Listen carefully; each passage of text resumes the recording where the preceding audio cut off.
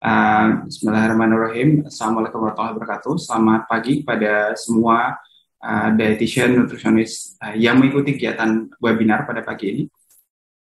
Kemudian melanjutkan dari yang disampaikan oleh Ketua Persagi DKI Jakarta tadi, Bu Sunarsi, saya kira beliau mengangkat poin-poin yang sangat krusial bahwa memang diabetes adalah satu penyakit yang prevalensinya semakin lama semakin meningkat.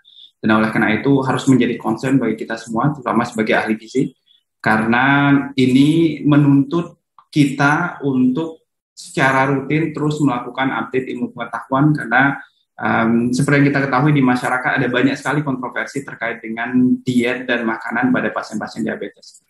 Jangankan pasiennya, kita aja yang sebagai ahli gizi kadang bingung, ini pasiennya sebenarnya idealnya seperti apa yang harus diberikan, diet yang paling tepat untuk mereka atau apa, dan apakah benar kalau pasien-pasien dengan kondisi diabetes harus mengkonsumsi makanan atau suplemen tertentu atau herbal tertentu, apakah itu bisa membantu atau enggak. Nah, ini pada kesempatan pagi ini akan coba kita jawab sebagian dari hal-hal tersebut supaya bisa membantu teman-teman sekali lagi dalam melaksanakan praktek.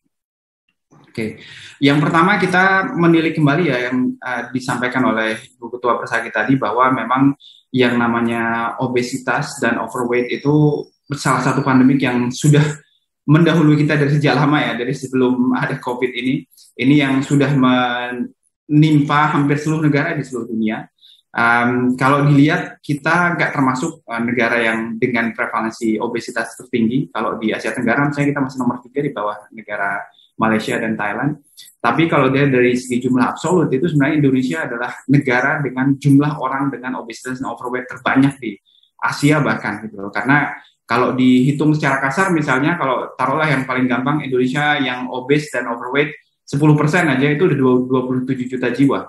Ya kan, padahal penduduk Malaysia itu totalnya nggak lebih dari 25 juta. Jadi kita yang kegemukan itu jumlahnya sama dengan seluruh orang di Malaysia gitu. Jadi jumlahnya sangat besar sekali.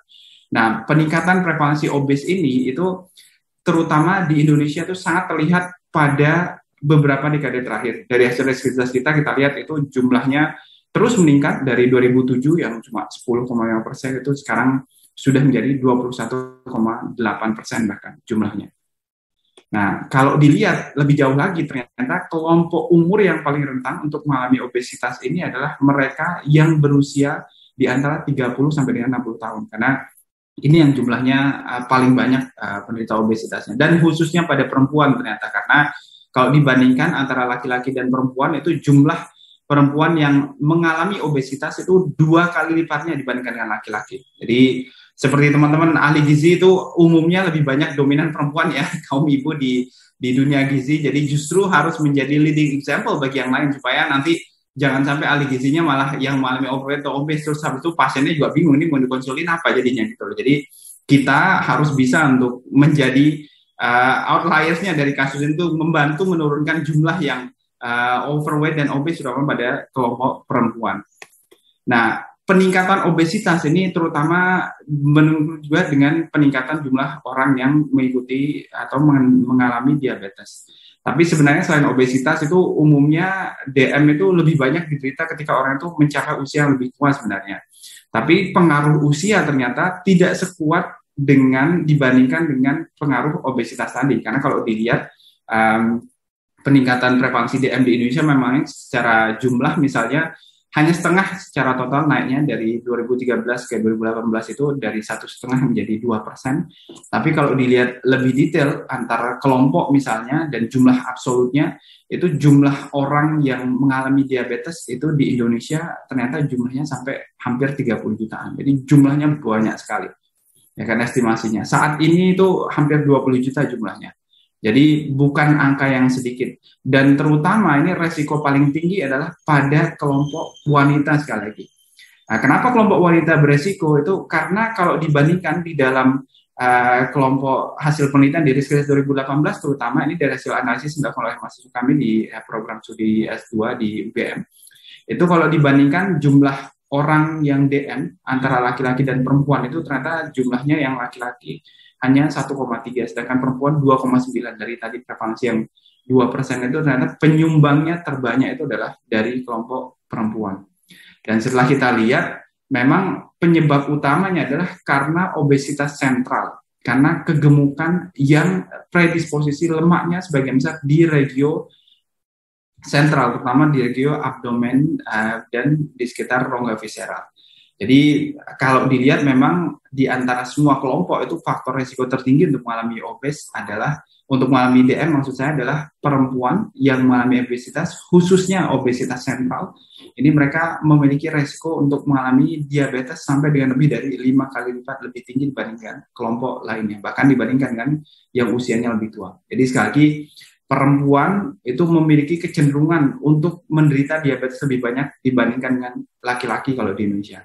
Padahal di negara lain itu sebagian besar itu dari yang seperti saya perlihatkan pada slide sebelumnya, secara global itu prevalensi DM pada laki-laki sebenarnya jauh lebih tinggi dibandingkan dengan perempuan gitu, karena kecenderungan untuk melakukan faktor resiko yang gaya hidup yang berantakan itu lebih banyak pada laki-laki. Tapi di Indonesia karena khususnya perempuan banyak yang mengalami obesitas, terutama obesitas sentral, itu prevalensi DM pada perempuan itu jauh lebih tinggi dibandingkan dengan pada laki-laki. Jadi ini sekali lagi menjadi warning sign yang sangat penting untuk kita highlight bersama sebagai kelompok yang didominasi oleh kaum perempuan di profesi kita.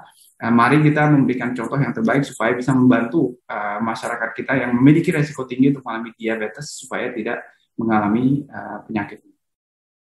Nah, kemudian kalau kita melihat terkait dengan obesitas ini sendiri, memang banyak yang berpikir bahwa mengatasi DM itu hubungannya dengan penurunan berat badan sangat krusial. Kita bisa membantu pasien DM itu menurunkan dan memperbaiki kontrol gula darah dengan lebih baik ketika berat badannya bisa diturunkan secara perlahan. Tapi menurunkan berat badan ini bukan sesuatu yang sangat sederhana, ya kan? Seperti pengalaman teman-teman, saya yakin proses menurunkan berat badan itu bukan sesuatu yang mudah, karena orang naik berat badan itu bukan semata-mata karena makan yang berantakan atau makan yang kebanyakan gitu. Ada banyak sekali faktor yang menyebabkan orang itu mengalami berat badan yang berlebih. Mulai dari masalah medis, misalnya ketika mereka mengalami hipotiroid misalnya, atau konsumsi obat-obatan tertentu misalnya, itu orang memiliki cenderungan untuk menumpuk lemak jauh lebih banyak. Bahkan banyak yang mengeluh, kadang cuma minum air aja itu tambah gendut terus gitu, nggak makan apa-apa sama sekali gitu. Nah, ini kenyataan yang mau nggak mau harus kita telusuri dan kita perdalam lebih jauh gitu. Dan supaya kita bisa membantu dengan maksimal orang-orang yang mengalami diabetes dan juga saat ini kita temui mengalami obesitas, itu kita harus bisa mencari dengan teliti, dengan detail root cause-nya, penyebab peningkatan berat badan seperti apa, dan dengan demikian itu pada saat yang sama akan membantu kita mengontrol gula darah, mengontrol diabetesnya dengan jauh lebih baik. Nah, kalau di rumah sakit itu kondisinya lebih kompleks lagi ya, karena pasien-pasien di rumah sakit itu terutama banyak yang datang dengan masalah poor glycemic control itu dengan berbagai isu yang sebelumnya ada di rumah. Misalnya ketika mereka sudah tidak patuh lagi minum obat, atau sudah tidak, ya karena fase denial, terutama ketika baru diagnosis sudah peduli dengan kondisi yang tidak mau berusaha untuk menangani, atau ketika mereka mengalami kondisi yang kritis ketika pasien di ICU, itu gula darah akan mudah sekali untuk mengalami peningkatan. Atau pasien ketika mengalami trauma atau proses pembedahan itu akan sangat mudah sekali mengalami gluconeogenesis dalam tubuhnya, yang mau tidak mau walaupun dia nggak diberikan karbohidrat dalam jumlah tinggi, itu gula darahnya akan tetap meningkat, dan ini membuat kontrol glisemik menjadi semakin rendah, semakin buruk, dan itu menjadi semakin susah bagi kita sebagai ahli gizi untuk bisa menangani dengan baik. Oleh karena itu nanti ada beberapa faktor di belakang yang harus kita perhatikan dengan detail supaya ketika ketemu pasien-pasien dengan poor glycemic control seperti ini, kita bisa membantu dengan lebih maksimal. Nah, kita kembali sedikit terkait dengan obesitas dan berat badan tadi ya, dari banyak penelitian yang nanti akan menjadi fokus dalam intervensi gizi di dalam medical nutrition therapy yang kita lakukan, itu memang sudah ditunjukkan hubungan yang jelas ya. Selama pengalaman saya kebetulan sama di Australia itu bekerja di Royal Adelaide Hospital, dan supervisor saya sama PhD kebetulan adalah seorang endokrinologis, jadi sebagian besar pasien kita tangani adalah orang-orang dengan DM. Ketika kita melakukan kontrol untuk membantu mereka menurunkan berat badan secara bertahap melalui kontrol karbohidrat terutama yang cenderung lebih efektif untuk mempercepat penurunan berat badan, itu dampaknya selalu dua hal itu terjadi pada saat yang bersamaan. Pertama, berat badan berturun secara bertahap, dan yang kedua adalah glukosa darah itu membaik levelnya dan cenderung stabil, sehingga secara total overall HbA1c itu menjadi jauh lebih baik.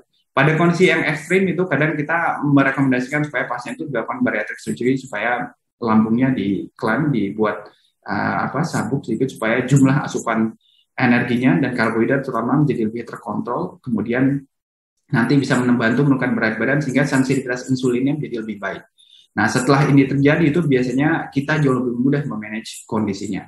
Nah, tapi secara teori sekali lagi ini mudah dilakukan, mudah disebutkan seperti ini, tapi pada saat penerapannya ini sama sekali menjadi sesuatu yang sangat-sangat kompleks dan sulit untuk dilakukan. Padahal kalau kita lihat dari banyak data ya, dari berbagai studi yang sudah dilakukan di seluruh dunia itu secara urut, kalau kita mau merunut ya ini dari tahun 95 publikasinya itu sudah dari awal dari dulu ditunjukkan bahwa ketika pasien diabetes itu mendapatkan MNT dari seorang dietitian yang terampil, itu mereka memiliki impact yang sangat signifikan terhadap outcome pasiennya, mulai dari kontrol gula darah, HbA1c, outcome klinis, kualitas hidup, itu semua menjadi lebih baik. Jadi sejak puluhan tahun yang lalu sudah didokumentasikan bahwa peran dietitian sekali lagi sangat krusial untuk membantu pasien-pasien DM untuk mencapai kualitas hidup yang lebih baik. Nah, tapi di Indonesia secara jujur saya yakin teman-teman semua banyak yang mengalami kesulitan untuk melakukan ini karena proses untuk mencapai ideal control pada pasien DM itu bukan sesuatu yang sederhana. Nah, ini terutama kalau kami amati dari pengalaman selama beberapa tahun ini setelah kembali bekerja di rumah sakit di Indonesia, itu salah satunya berakar pada masalah ini. Yaitu kita sebagai dietitian itu cenderung terperangkap pada slogan utama yang selalu kita lakukan. Hampir semua pasien, setiap kali ketemu pasien DM, apapun masalahnya, apapun penyebab masuknya, pokoknya kalau dia ada DM, itu pasti jawabannya adalah 3J. Jumlah, jenis, dan jadwal makan. Ini nggak salah sebenarnya gitu. Cuma yang paling besar masalahnya dari sini adalah proses edukasi pasien. Kalau semuanya diberikan jawaban yang sama, itu 3J, itu akan sangat susah sekali bagi pasien itu untuk bisa menerapkan dalam kehidupannya sehari-hari. Karena banyak hal di dalam 3J itu yang ternyata bisa saja tidak relevan sama sekali dengan apa yang dialami oleh pasien itu dan bukan menjadi penyebab untuk dia masuk rumah sakit misalnya atau mengalami glycemic control yang jelek. Dan lebih jauh lagi misalnya saya sering cenderung selama praktek itu tidak menggunakan yang sebelah kanan yang kita biasa isikan ini, misalnya pembagian makanan sehari itu, karena ketika diberikan hal seperti ini, salah satu respon yang paling umum dari pasien kita adalah berpikir bahwa ini terus makannya cuma boleh yang seperti ini toh gitu. Dan ini membuat mereka kepatuhannya menjadi sangat-sangat jelek. Karena berpikir bahwa terus makanan lain yang sebenarnya mereka suka bisa dikonsumsi dan nggak ada masalah sebenarnya untuk dikonsumsi, itu bisa menjadi sesuatu yang tidak boleh lagi mereka sentuh gitu. Dan otomatis karena makanan itulah bagian dari kualitas hidup, ini sangat menyiksa orang. Dan tentu tujuan kita sebagai seorang ahli gizi bukan seperti itu gitu loh. Karena kita membantu orang mengontrol diet itu untuk memastikan mereka kualitas hidupnya lebih baik, bukan membuat kualitas hidupnya menjadi semakin berantakan. Dan oleh karena itu, saya selalu ingat apa yang disampaikan oleh guru-guru saya di Adelaide itu ketika memberikan edukasi ke pasien itu, yang ditekankan adalah bahwa kita bukan polisi makanan. Tugas kita bukan untuk melarang orang, untuk menghentikan mereka menikmati makanan mereka. Karena makanan sekali lagi adalah bagian dari kualitas hidup yang baik. Makanan itu adalah bagian dari gaya hidup seseorang. Tugas kita adalah untuk menemukan alternatif solusi dari pola hidup yang sekarang dilakukan, dari pola makan yang sekarang dia terapkan, yang terbaik untuk bisa tetap memenuhi kondisi penyakitnya itu seperti apa. Jadi yang harus berpikir di belakang tentang kompleksnya 3J itu adalah otak kita sebagai ahli gizi. Tapi yang kita sampaikan ke pasien itu adalah dalam bentuk advice yang lebih sederhana, yang visible, yang sesuai dengan kebiasaan makan dan kehidupannya sehari-hari. Bukan menjelaskan secara awal dari A sampai Z tentang 3J itu yang akan membuat mereka menjadi bingung. Dan ini sudah di-highlight dan sangat didukung oleh evidence yang ada di dalam guideline terapi ya yang dikeluarkan oleh American Diabetes Association atau Australian Diabetes Association dan practice guidelines untuk penanganan diabetes itu semuanya setuju dengan hal ini. Yang pertama, kita harus menyusun tujuan yang ideal ketika bertemu dengan pasien DM. bahwa tadi tujuan kita memberikan edukasi dan konseling gizi bukan untuk melarang, membatasi, menghentikan, mencegah mereka untuk mengkonsumsi, menikmati makanan yang mereka sukai. Yang kita lakukan adalah memastikan supaya gaya pola makan keseharian mereka ini bisa memenuhi kebutuhan zat gizi sesuai dengan kondisinya. Dan seperti halnya semua ya umumnya manusia, ketika kita melarang seseorang untuk mencegah atau mengkonsumsi atau tidak melakukan sesuatu, itu umumnya yang akan terjadi adalah mereka akan melanggar itu. Kalau Bapak Ibu semua mungkin belajar untuk merenung kembali dan berpikir itu ketika seseorang tadinya nggak dilarang untuk makan apa-apa, terus nggak dibolehin makan sesuatu, dia akan cenderung lebih sering untuk berpikir untuk pengen makan makanan itu gitu loh. Jadi justru restriksi itu lebih cenderung sifatnya negatif dibandingkan kalau pasien itu diajarkan untuk melakukan portion control dibanding total ban. Jadi portion control itu selalu lebih baik. Kemudian berikutnya adalah ketika kita memberikan makan atau advice diet kepada pasien itu yang nomor 3, nomor 2 dari bawah ini yang seperti Bapak Ibu lihat di dalam slide itu bahwa memastikan pola makan, intervensi gizi yang kita berikan, pesan diet yang kita berikan kepada pasien tetap mempertahankan gaya hidup, kenikmatan mengkonsumsi makanan yang mereka sukai sesuai dengan pilihannya. Nah, nanti ada caranya, ada tekniknya yang kita lihat seperti di belakang, cara untuk memodifikasi itu supaya dia tetap bisa menikmati sekali lagi apa yang disukai, tapi kita memastikan bahwa jumlah makanan yang disukai ini kalau memang sekiranya berbahaya bagi kondisi penyakitnya itu bisa tetap tidak membuat kondisi penyakitnya menjadi semakin buruk.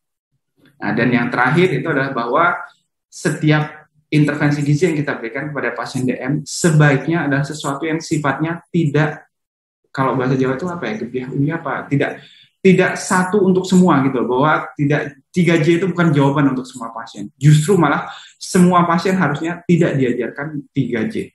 Justru semua pasien harus diajarkan advice diet yang individualistik, yang personal, sesuai dengan kebiasaan makan, gaya hidup, kebiasaan pola konsumsi, pembelian pangan yang mereka lakukan sehari-hari.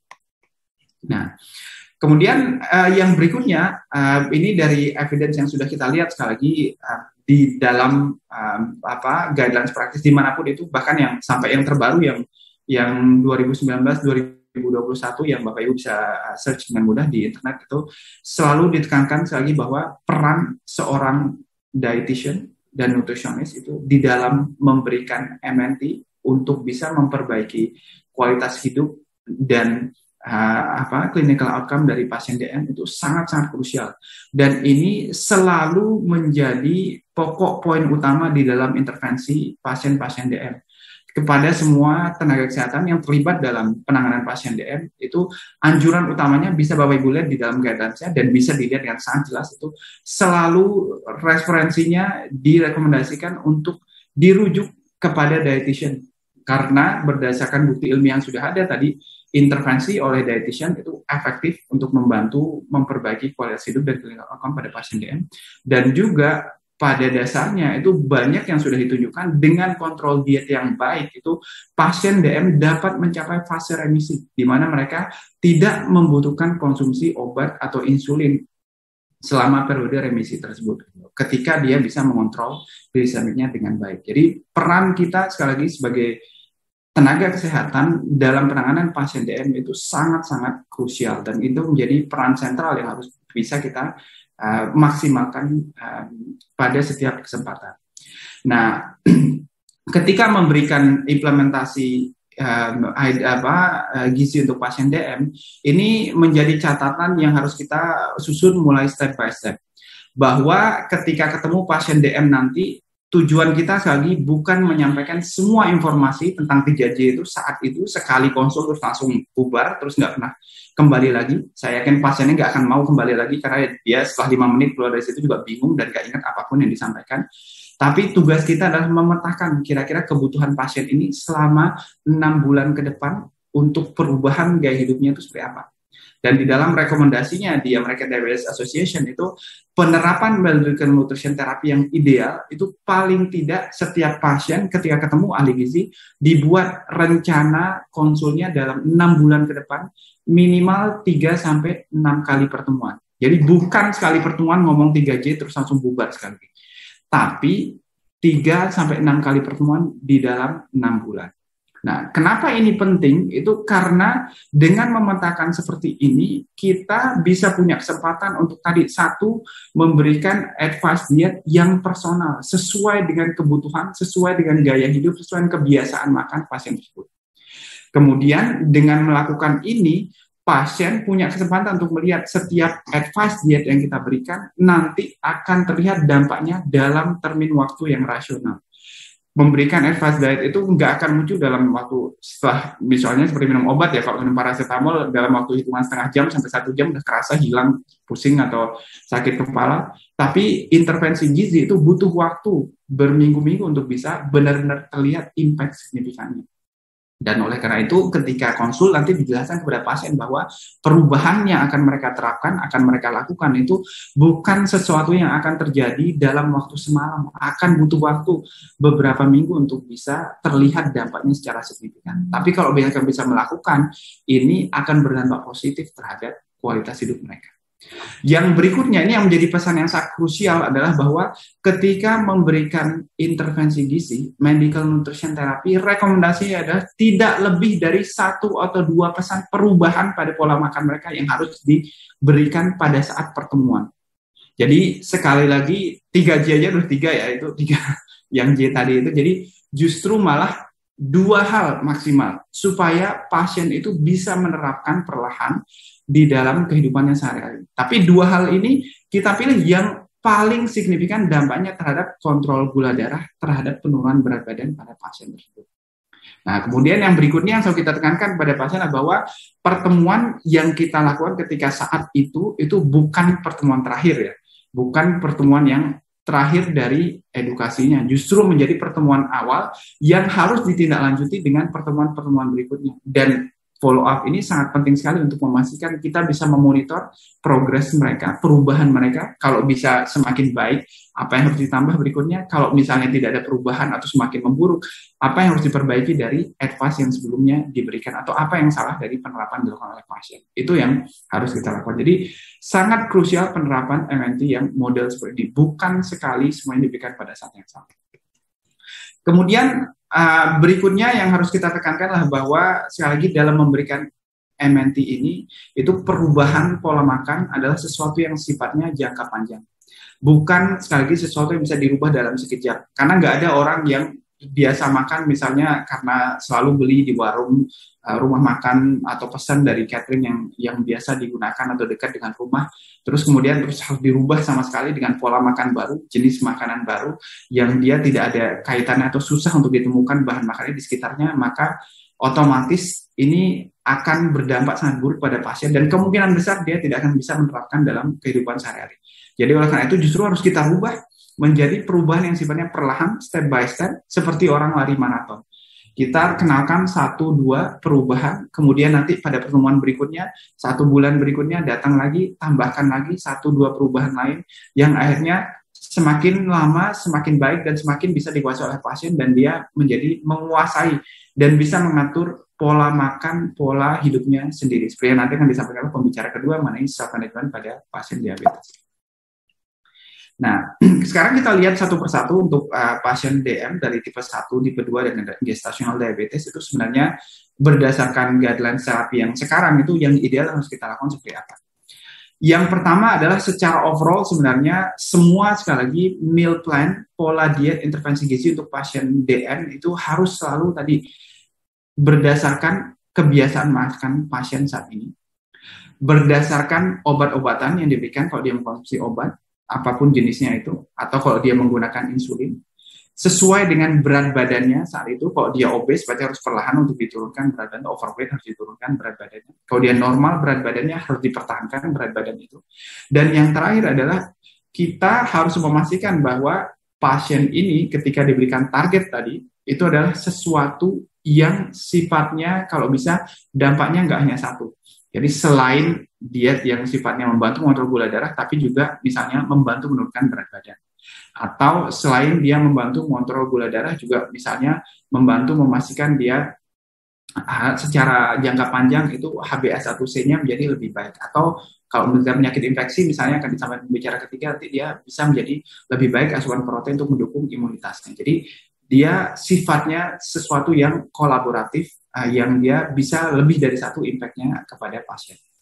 Kita lihat yang pertama dari pasien dengan kondisi gestasional ini banyak sekarang kita temui ya, terutama karena banyak hoax yang menyebabkan pasien itu mengikuti pola makan yang cukup aneh. Salah satunya yang cukup sering saya temui itu di klinik adalah rujukan pasien yang mengkonsumsi kurma dalam jumlah tertentu selama berbulan-bulan, mulai dari sebelum hamil sampai setelah hamil.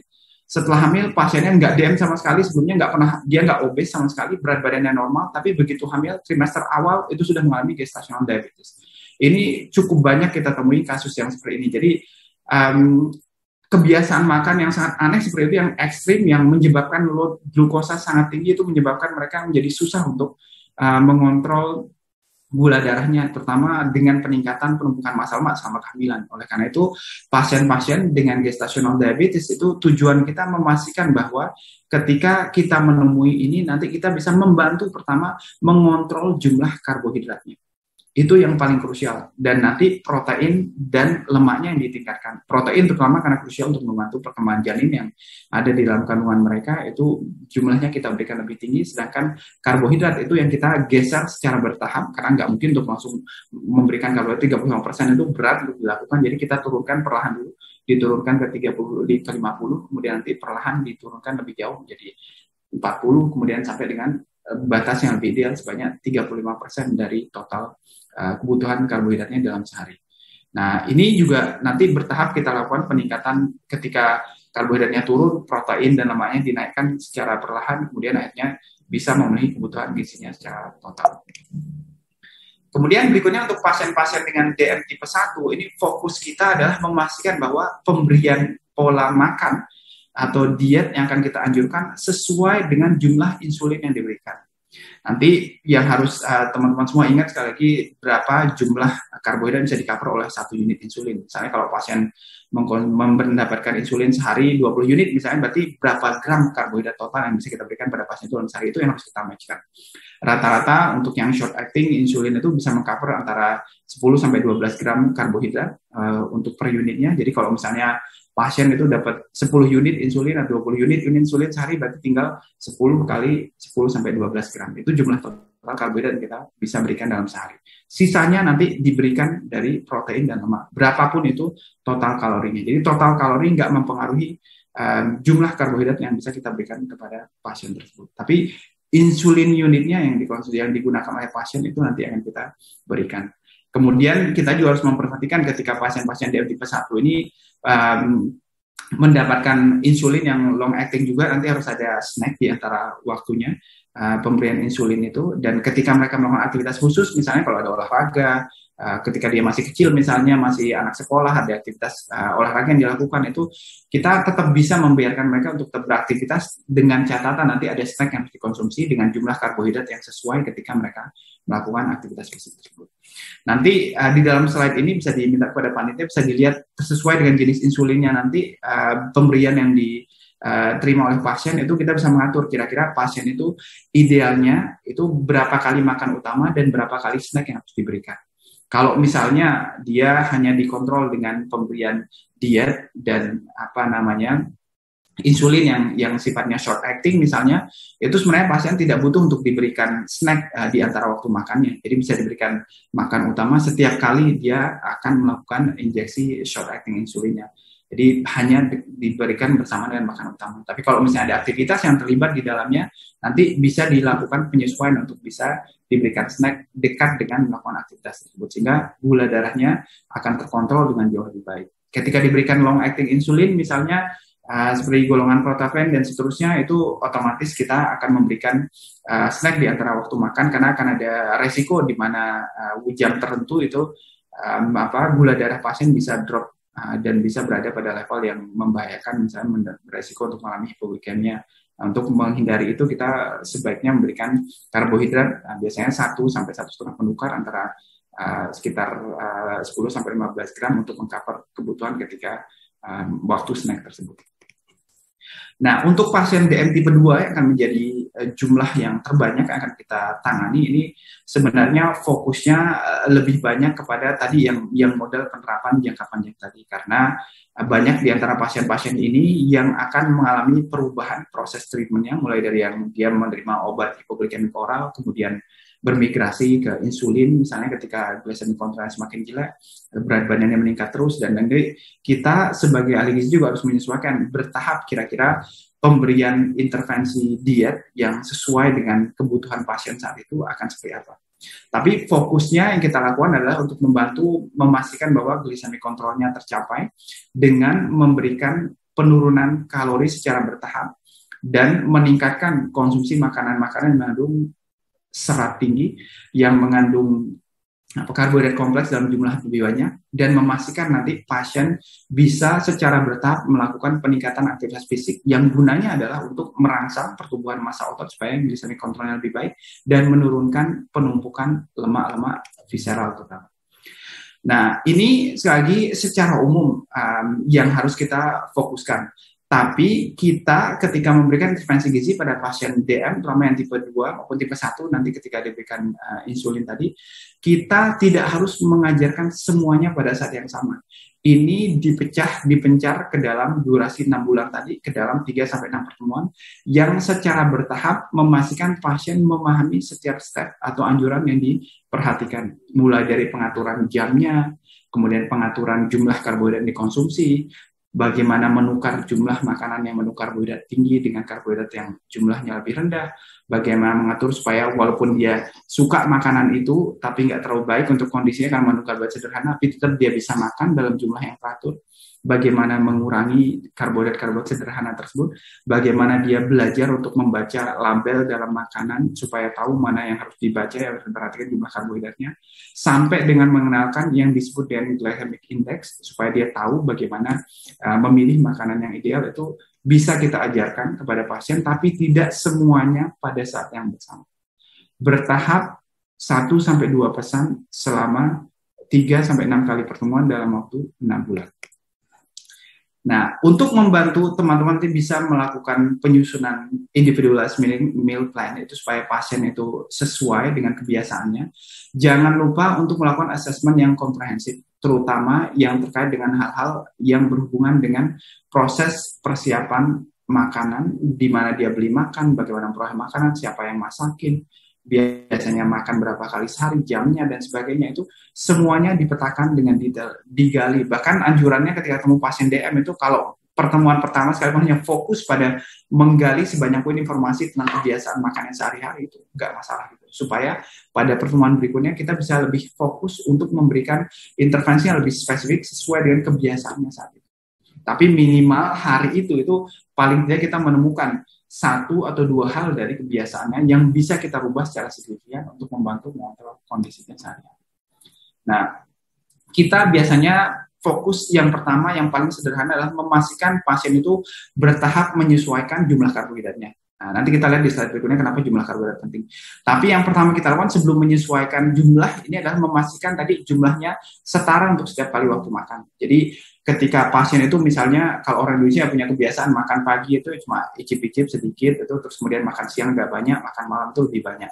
Nah, ini jumlah karbohidratnya itu menjadi nggak seimbang. Pagi misalnya setengah sampai 1 penukar karbohidrat, siangnya 2-3, malamnya sampai 4 gitu. Kalau seperti ini itu fluktuasi gula darah pasien itu menjadi sangat tidak teratur. Nah, oleh karena itu supaya fluktuasi gula darah mereka menjadi lebih baik itu kita harus menggeser supaya jumlahnya yang sarapan dengan makan siang dan makan malam ini jumlah penukar karbohidratnya menjadi lebih seimbang.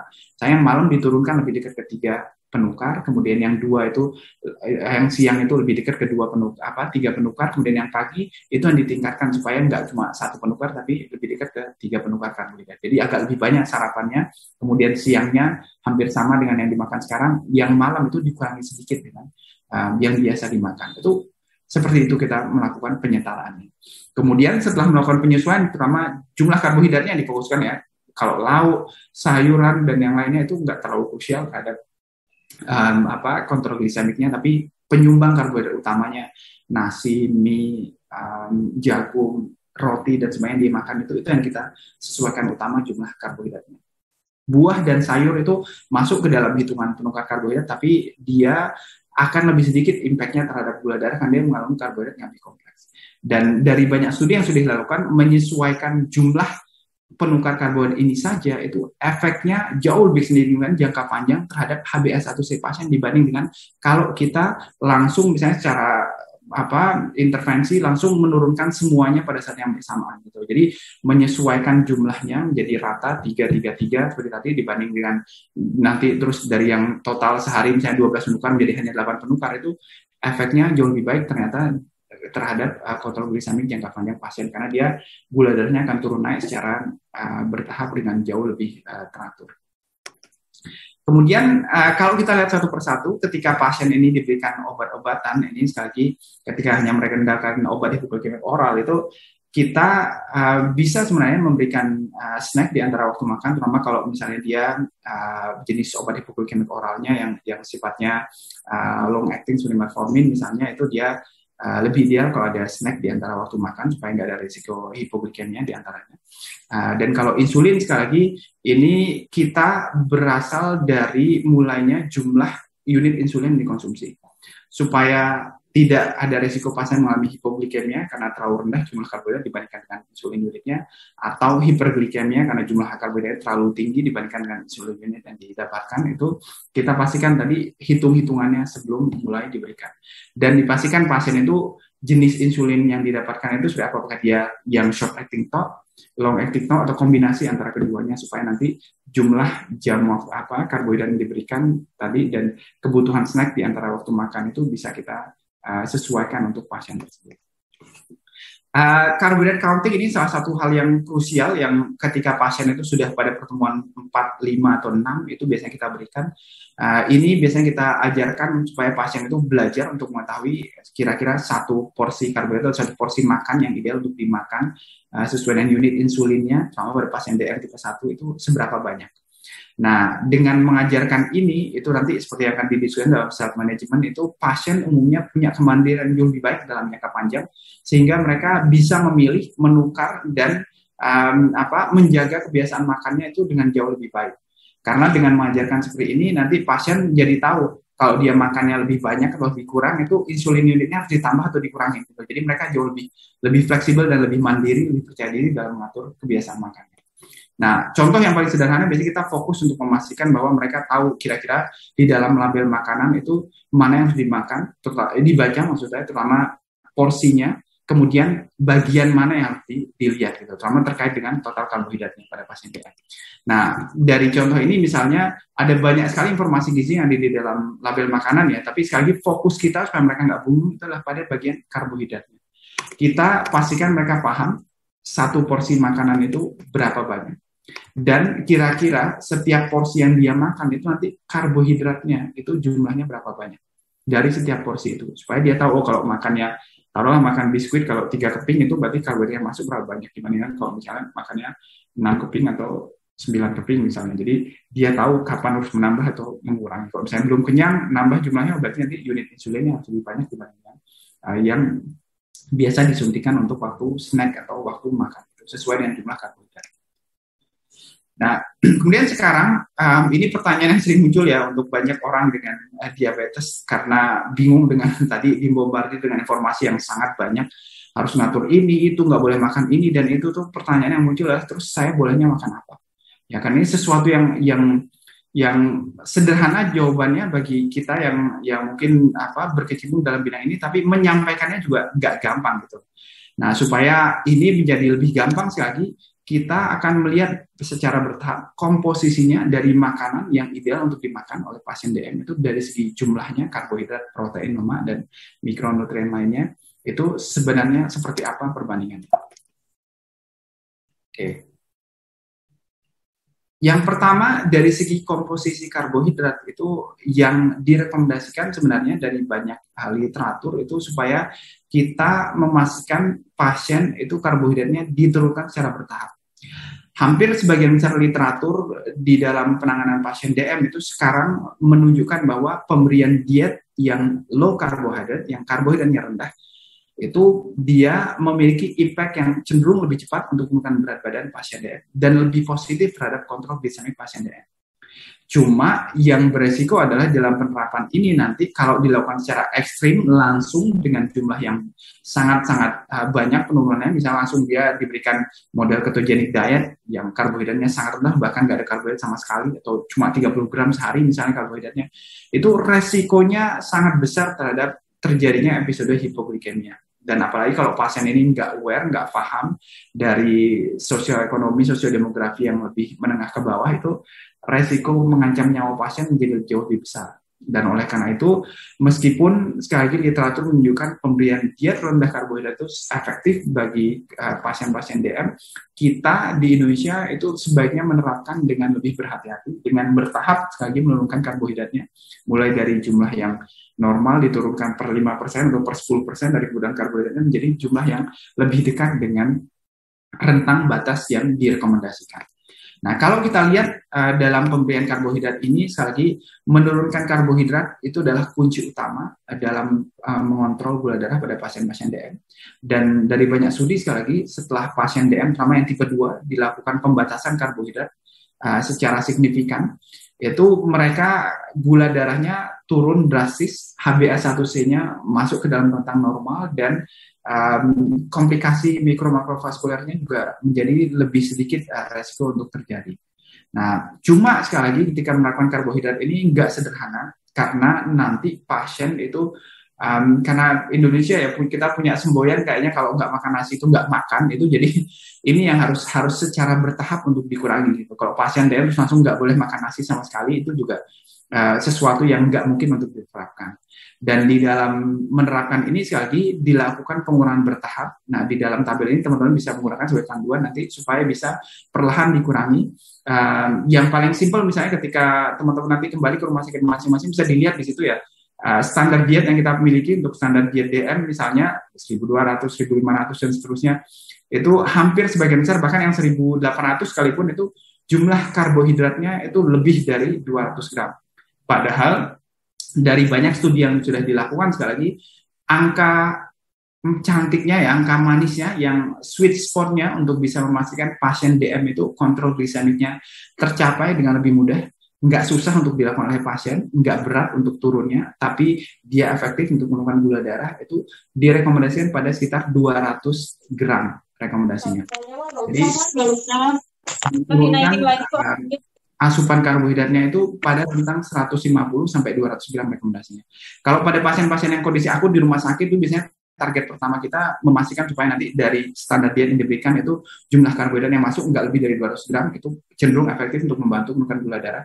Kalau pasien di ICU itu kita lebih agresif, itu kita akan memastikan jumlah karbohidratnya kurang dari 150 gram dalam sehari, sehingga kontrol glisemik pasien itu menjadi lebih baik. Jadi sweet spotnya sekali lagi antara 150 sampai 200 gram ini cenderung efektif untuk membantu pasien itu melakukan kontrol glisemik dengan lebih baik pada kondisinya. Oleh karena itu nanti teman-teman ketika melihat standar dietnya itu bisa dilakukan penyesuaian bertahap sekali lagi, supaya nanti nggak diet DM tapi jumlah karbohidrat sampai 300 gram misalnya, kan itu nggak ideal gitu. Nah, jangan heran kalau pasien DM banyak yang ketika di rumah sakit udah dikasih diet DM tapi gula darahnya nggak turun-turun ya, karena karbohidratnya jumlahnya jauh lebih tinggi dibanding dengan yang direkomendasikan, dibanding dengan kebutuhan pasien. Apalagi pasien yang on insulin, udah tahu insulinnya cuma nggak lebih dari 20 unit tapi dikasihnya karbohidratnya sampai 300 gram sehari, ya otomatis dia pasiennya akan susah untuk mencapai glycemic control ya, karena jumlahnya jauh lebih tinggi dibanding dengan kebutuhan.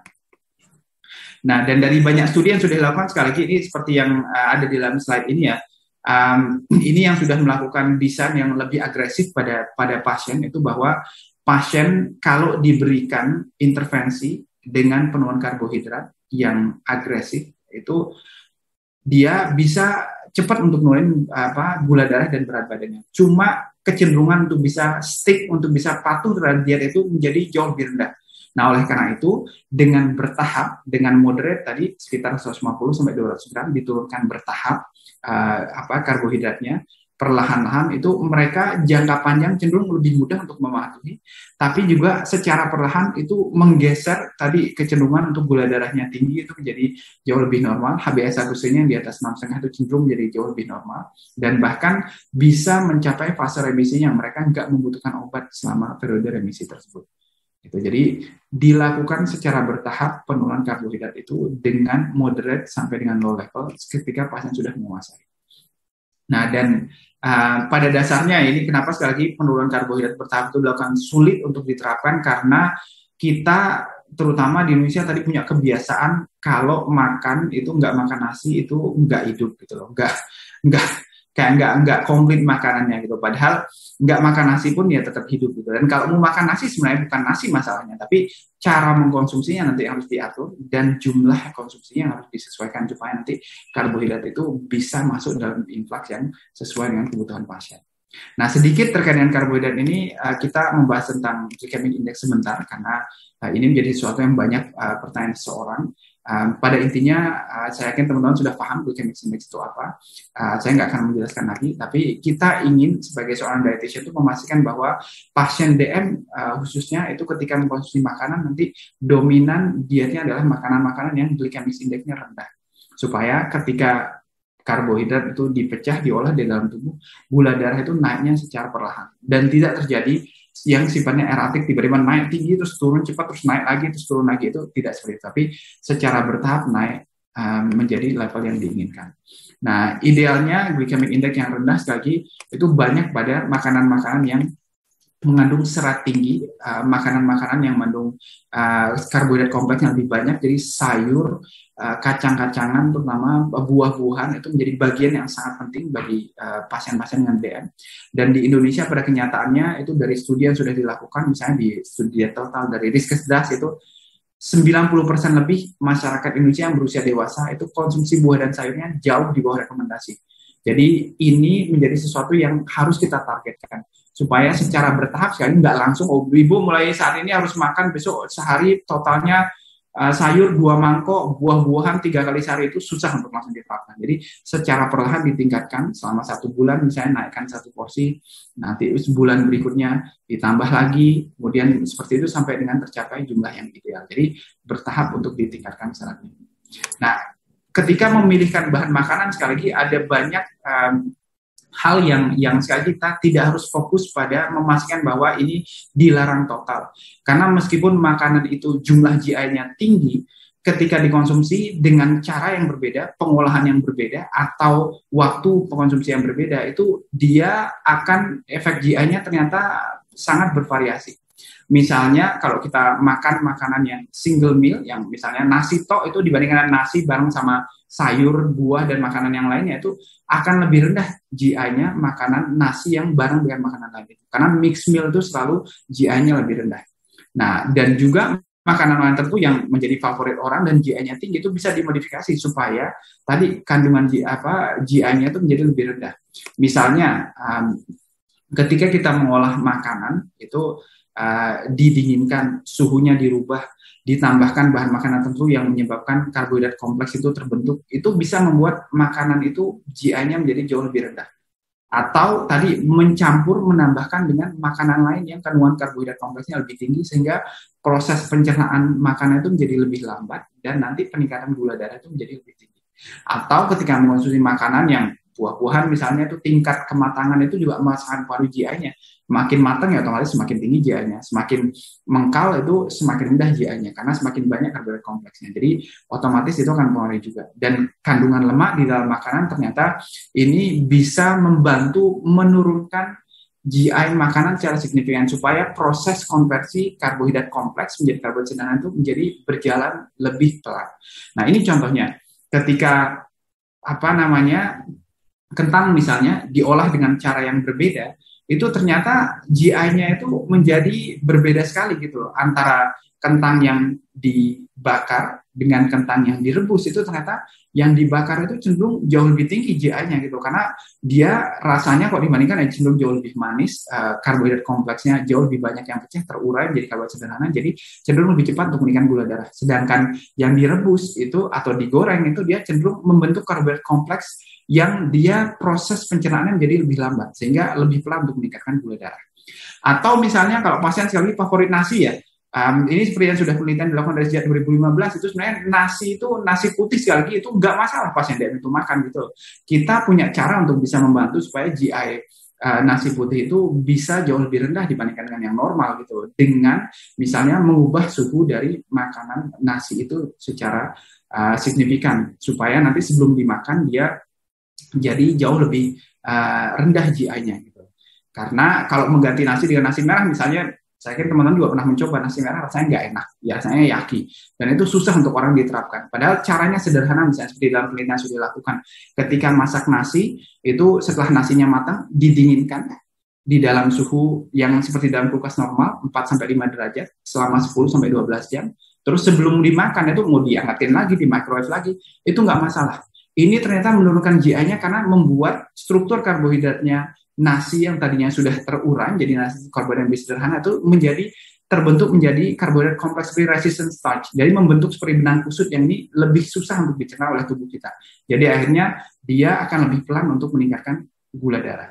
Kalau mau lebih signifikan lagi seperti penelitian dilakukan oleh ilmuwan di Sri Lanka itu ya, ketika masak nasi itu sebelum nasinya matang setelah airnya mendidih itu sebelum berasnya dimasukkan itu tambahkan minyak. Apapun jenis minyaknya, semakin banyak omega 3 dan minyaknya semakin baik. Seberat 3% dari total beratnya. Jadi kalau misalnya taruhlah kita naruh 3 centong beras misalnya 300 gram ya nanti taruhnya sekitar 15 gram minyak. Kemudian baru berasnya dimasukkan, nggak akan jadi minyak goreng ya nasinya, tapi nanti dia akan jadi lebih full nasinya. Tapi juga pada saat yang sama, ini setelah nasinya matang, kemudian didinginkan pada suhu 4 derajat tadi selama 12 jam, besoknya ketika dimakan, diangkatin lagi itu, ternyata dia membuat GI-nya pada nasi itu menjadi jauh lebih rendah dibandingkan yang sebelumnya. Jadi tetap bisa makan nasi putih, tinggal dimodifikasi sedikit itu, dia bisa membantu untuk supaya GI-nya jauh lebih rendah. Jadi ada cara yang tadi kita pikirkan untuk membuat pasien tetap bisa menikmati makanan. Nah, kemudian terkait dengan lemak, ini sekali adalah bagian yang sangat krusial ya dari diet pasien DM. Kita jangan hanya fokus pada karbohidrat, tapi lemak ini penting untuk membantu memanage long-term risk-nya pada pasien DM. Supaya tadi nggak ada resiko untuk mereka mengalami macrovascular complication, terutama resiko mengalami dyslipidemia dan lain sebagainya. Itu kita sangat penting untuk mengajarkan supaya pasien-pasien DM bisa secara bertahap mengenali atau menggunakan makanan-makanan yang mengandung omega 3 lebih banyak. Bukan berarti terus harus setiap hari makan ikan salmon atau semuanya harus diganti dengan yang mengandung omega tinggi. Enggak. Yang sederhana misalnya minyak misalnya digunakan goreng bertahap diganti dengan minyak yang mengandung omega 3 lebih tinggi misalnya.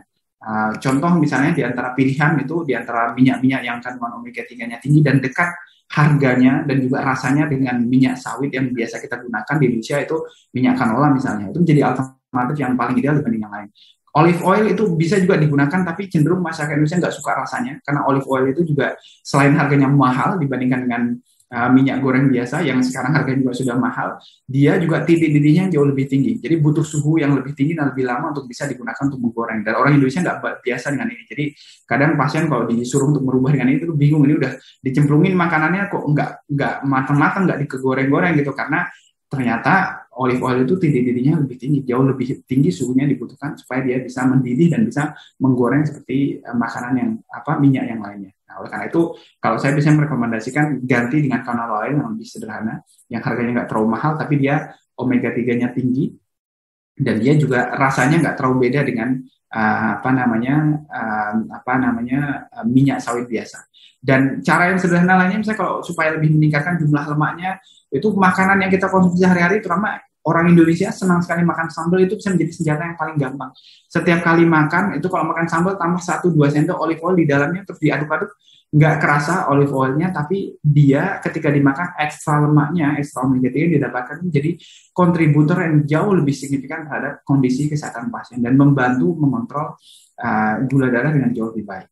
Untuk protein sekali lagi pada umumnya nggak direkomendasikan untuk pasien DM itu dikurangi jumlah proteinnya bahkan ketika mereka mengalami penyakit ginjal sekalipun karena dari banyak studi yang sudah dilakukan kalau kita menurunkan jumlah proteinnya bahkan pada pasien yang mengalami ginjal sekalipun sekali lagi tidak membantu pasien untuk mengontrol gula darah sama sekali dan juga tidak membantu untuk memperlambat penurunan resiko laju kerusakan filtrasi glomerulusnya misalnya atau tingkat keparahan penyakit ginjalnya.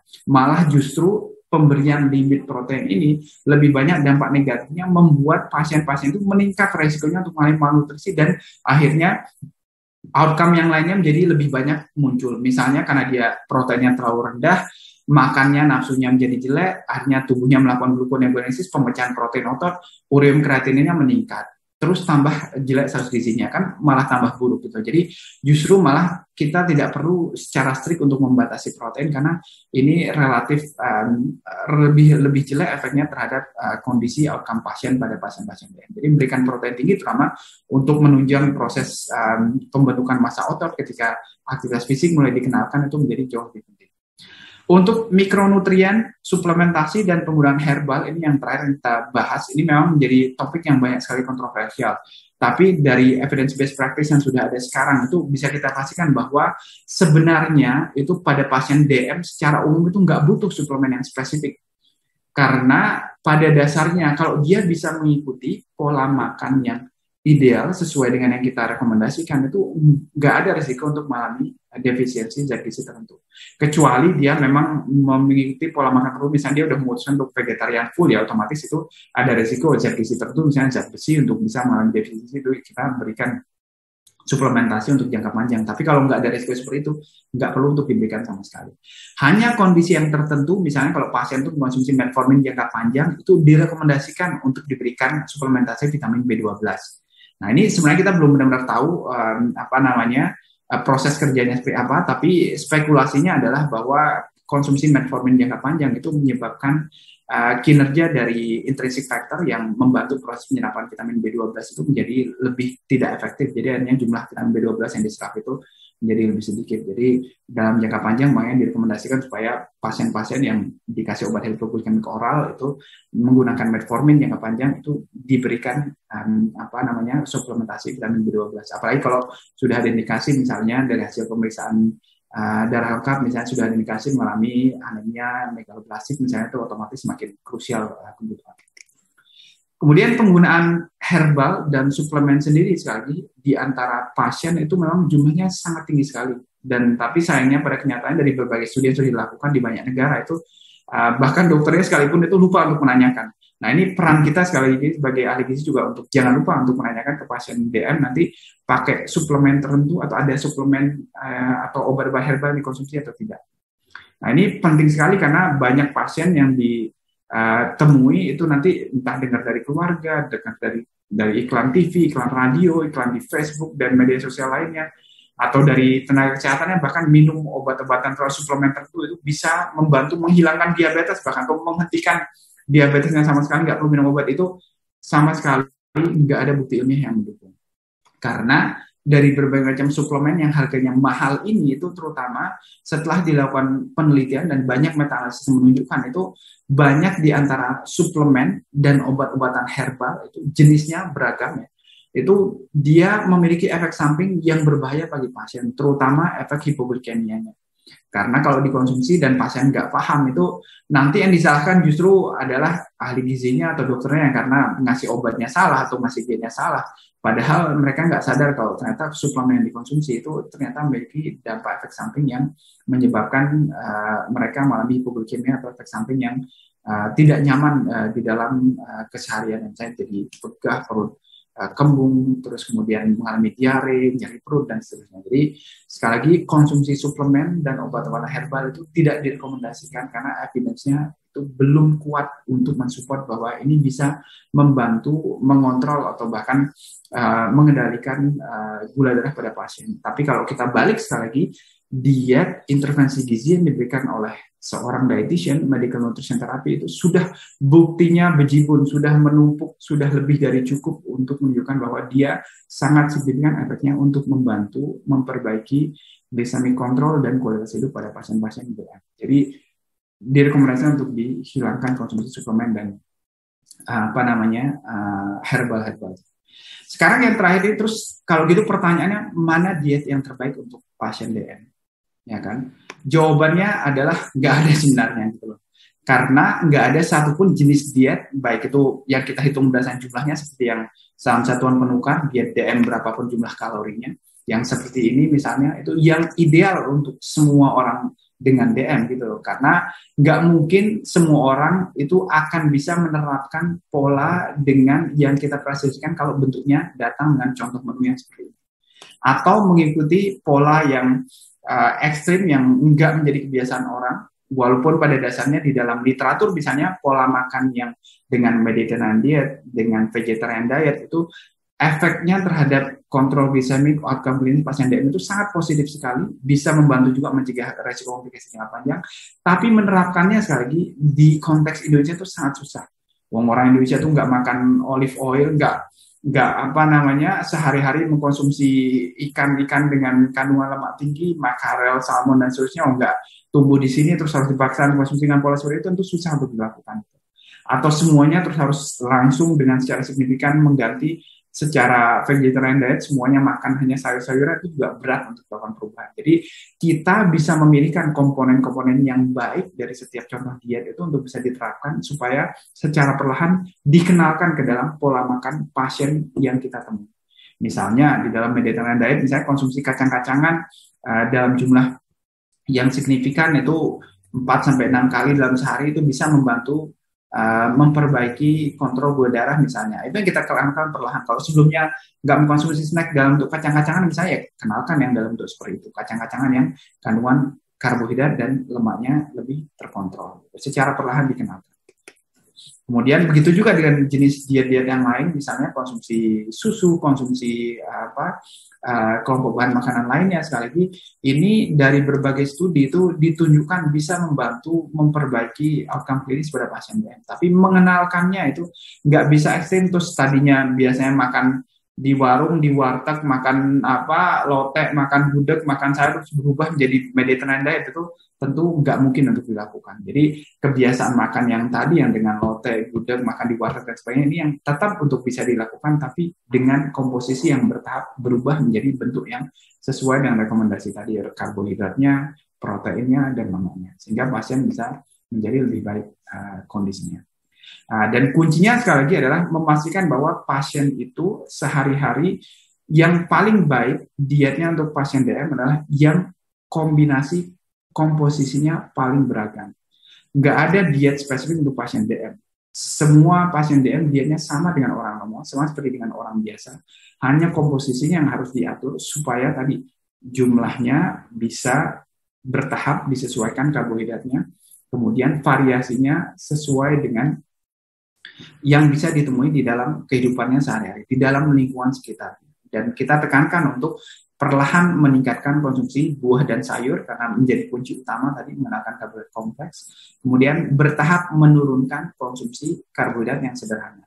Mengenalkan bahan-bahan yang ekstrim, seperti misalnya menggunakan pemanis dan sebagainya, itu nggak ideal untuk dilakukan karena justru akan membuat orang untuk craving, nggak dapat gulanya dari teh atau kopi yang diminum, tapi dapat gula dan pengen lebih banyak makan gula dibanding dari makanan yang lain, dari snack, dari biskuit dan sebagainya. Oleh karena itu, yang lebih baik diajarkan justru secara bertahap menurunkan supaya taste bud-nya, palate itu dirancang untuk perlahan-lahan berkurang sensitivitasnya. Jadi kalau misalnya minum teh biasanya sehari 2 sendok, 2 sendok untuk setiap kali minum, terus minumnya 3 kali sehari, itu nggak apa-apa untuk minum 3 kali sehari, tapi sekarang setiap kali minum teh dari 2 sendok lagi selama 2 minggu ke depan kurangi menjadi 1 sendok. Nanti 2 minggu berikutnya lagi kurangin jadi setengah sendok. Nah, kalau udah setengah sendok nggak terlalu ngefek gitu, jumlahnya relatif minimal untuk gula darah pasien gitu, dan itu bisa bertahap dilakukan, dan pasien justru kalau dibalik itu menjadi nggak suka lagi karena dia terlalu manis jadinya. Jadi menyesuaikan taste bud itu penting untuk dilakukan pada pasien. Dan yang terakhir ini, karena sekarang jumlah makanan yang dikonsumsi itu banyak makanan-makanan diproses, makanan yang ada di supermarket, makanan jadi yang tinggal dimasukin microwave terus langsung bisa dimakan.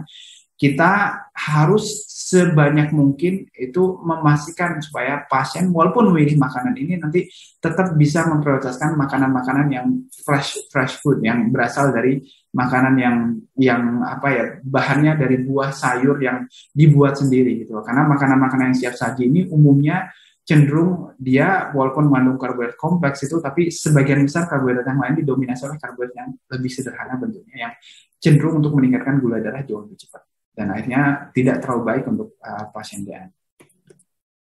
Yang terakhir untuk aktivitas fisik ini secara signifikan itu sudah ditunjukkan berkontribusi positif terhadap pengendalian berat badan pada pasien dengan berbagai kondisi. Oleh karena itu, apapun bentuknya aktivitas fisik itu mulai direkomendasikan kepada pasien DM secara bertahap. selain tadi mengontrol gula darah, dia juga secara krusial itu membantu pasien DM itu untuk membantu meningkatkan komposisi massa tubuhnya, terutama komposisi otot. Kalau komposisi otot meningkat, itu kontrol glikemik selalu menjadi lebih baik. Kalau orang lebih banyak otot dibanding dengan lemaknya, kemungkinan kecil dia akan mengalami hiperglisemia. Tapi kalau lebih banyak lemaknya dibanding dengan ototnya, dan ototnya cuma sedikit, itu akan lebih cenderung mengalami hiperglikemia, karena yang banyak menggunakan glukosa dalam tubuh kita sebenarnya massa otot ini. Jadi secara perlahan meningkatkan massa otot dengan mengenalkan aktivitas fisik itu akan sangat baik untuk membantu pasien DM mengontrol gula darah. Rekomendasinya sebenarnya yang ideal itu 30 menit, 4-5 kali dalam seminggu, so most days of the week. Tapi melakukan 30 menit langsung itu sekali lagi juga sama dengan diet, itu berat untuk dilakukan orang. Jadi lebih baik rekomendasinya adalah kegiatan aktivitas fisik apapun yang bisa dilakukan, berapa lama pun melakukan, itu lebih penting dibanding dengan durasinya. Walaupun bisa 10 menit, 5 menit, tapi dia bisa rutin lakukan setiap hari, itu lebih baik dibanding dengan setengah jam, tapi cuma bisa melakukan sekali 2 kali dalam seminggu. Jadi nanti secara perlahan, selama 2 minggu misalnya cuma 5-10 menit dulu, entah sekedar jalan-jalan, sekedar turun naik tangga, sekedar membersihkan beres-beres rumah, beres-beres halaman. Tapi ketika dilakukan dengan rutin, ini efeknya signifikan untuk membantu tadi meningkatkan gula darah. Dari banyak kegiatan sehari-hari juga bisa banyak dikenalkan aktivitas fisik itu. Kalau ke kantor misalnya nggak selalu naik lift, nggak harus misalnya kalau di lantai 7 ya nggak naik dari lantai 1 ke lantai 7 ya, tapi mungkin 2-3 lantai naik tangga dulu, terus kemudian nanti naik liftnya dari lantai 2 atau lantai 3. Jadi supaya bertahap nanti sesuai dengan kemampuan fisiknya, ada peningkatan fitness levelnya dan juga massa ototnya, sehingga menjadi jauh lebih baik. Ya kalau pulang nggak langsung, kalau order makanan persis, kalau mau kayak anak kos itu, kalau bisa turun di depan abang Grabnya di depan pintu kosnya masing-masing itu ngasih makanannya, kalau bisa ngambilnya agak lebih jauh ke depan, agak lebih dekat, supaya setidaknya ada waktu jalan yang ya 3-5 menit, supaya ada aktivitas fisik yang dilakukan itu, supaya tubuh sekali lagi beraktivitas. Nah, untuk yang terakhir ini kita klarifikasi beberapa mitos terkait dengan DM. Yang pertama adalah bahwa DM semata-mata bukan disebabkan karena orang itu makan terlalu banyak gula. Bahkan jauh dari itu, justru kalau orang obesitas lebih mudah untuk kena DM dibandingkan kalau makan terlalu banyak gula. Jadi kelebihan berat badan menjadi salah satu masalah utama yang faktor risiko paling besar pada pasien dengan DM. Kemudian apakah karbohidrat menjadi musuh utama, dan kalau orang sudah DM nggak boleh makan karbohidrat sama sekali? Itu jawabannya enggak, karena justru memilihkan karbohidrat yang benar itu bisa menjadi trik yang paling signifikan untuk membantu pasien DM untuk mengontrol gula darah. Dan apakah pasien DM itu harus mengikuti pola diet tertentu, atau ada diet sakti yang spesifik yang harus diikuti oleh pasien DM, atau yang kita sebut dengan diet DM itu paling efektif untuk mengontrol gula darah pasien DM? Jawabannya enggak, gitu. Karena kita punya bukti ilmiah yang menunjukkan itu paling baik di antara yang lain. Tapi justru diet yang personal, yang sesuai dengan kebiasaan makan pasien sehari-hari, yang komposisinya sesuai dengan rekomendasi, itu yang paling tepat untuk pasien dengan DM, yang bervariasi jenisnya dan jumlahnya sesuai dengan kebutuhan pasien. Apakah pasien DM terus nggak boleh makan ice cream, makan coklat, makan makanan cake yang mereka suka sama sekali? Jawabannya enggak. Mereka boleh makan, tapi dalam porsi yang terkontrol dan bisa diatur supaya nanti mengkonsumsinya dekat dengan konsumsi makanan yang mengandung karbohidrat kompleks lainnya, supaya tetap bisa menikmati kualitas hidupnya sekali lagi, tapi juga tetap memastikan dia tidak menyebabkan peningkatan gula darah yang signifikan ketika pasien itu mengkonsumsi. Kemudian, apakah kalau pasien DM itu minum obat terus boleh makan sesukanya? Tentu jawabannya enggak. Karena kalau dibalik tadi, pasien DM yang minum obat teratur atau pakai insulin teratur tapi makannya berantakan, itu gula darah dan HbA1c-nya lebih jelek dibandingkan kalau dia dietnya teratur tapi dia nggak teratur minum obat atau menggunakan insulinnya. Jadi fungsi diet itu lagi menjadi first line, menjadi sangat krusial dalam pengendalian pasien-pasien DM.